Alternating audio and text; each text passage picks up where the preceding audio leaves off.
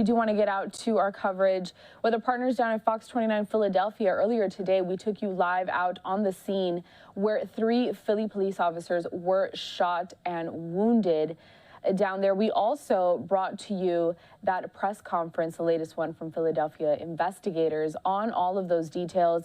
But now we're going to get to a full breakdown on all of this from our team down at Fox 29. Here's their report.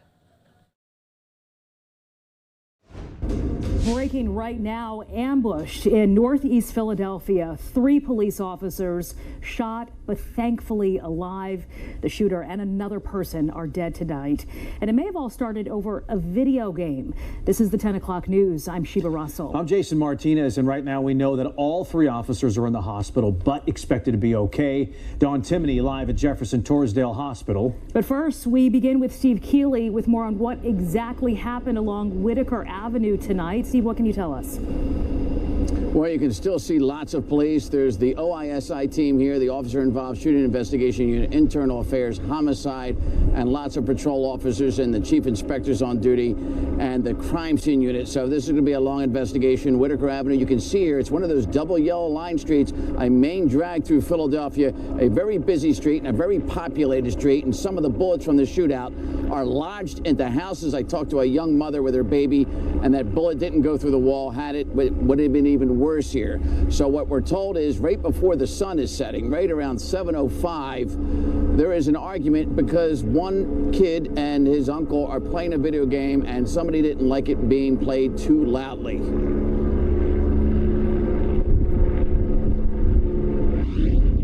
The father starts to argue with the uncle.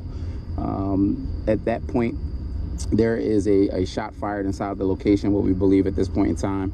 At some point, the juvenile and the uncle retreat to the upstairs section of the house, which, from what we have thus far, the suspect follows and shoots the uncle upstairs inside of the property.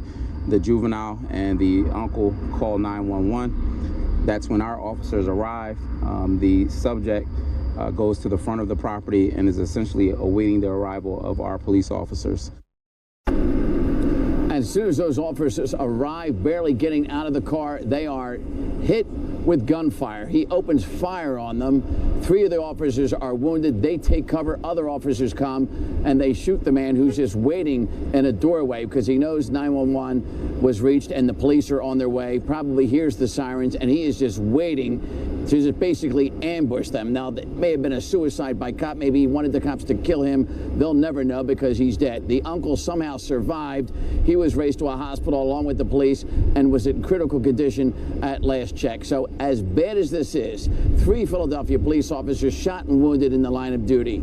A little young man in the middle of all this, 12 years old, with gunfire going all around him, and another man shot, and a gunman shot and killed. It still could have been way, way worse. Sheba, Jason. Hey, Steve, did police mention whether they had been called out to this home before in the past? No, not that I know of. No trouble reported at this home, but certainly on the street before, and the residents told us about that. They just had a murder not too long ago. In fact, in May, they were talking about. So May's not too long ago. So they're used to police getting here. They're saying the neighbor's not so good. In fact, the mother of the young girl that has the baby said, my daughter's not going to live here anymore. She's moving up with us to the suburbs. Yeah, I bet. A lot of people are feeling that same sentiment tonight. Steve, thank you.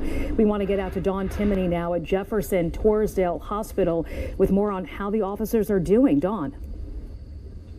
Well, Sheba, the officers were rushed here to Jefferson Torresdale Hospital, and they are being treated by the doctors right now. Sky Fox was over the hospital as these 3 officers were brought in. I have to tell you, there is a huge police contingent here at the hospital. Officers offering their support, many breathing a sigh of relief that this was not a whole lot worse. 2 officers were shot in the leg, and a sergeant was shot in the finger. All are going to be okay. The acting police commissioner and the mayor here on site talking to reporters, saying that all 3 are in stable condition, but also just talking about the dangers of this job.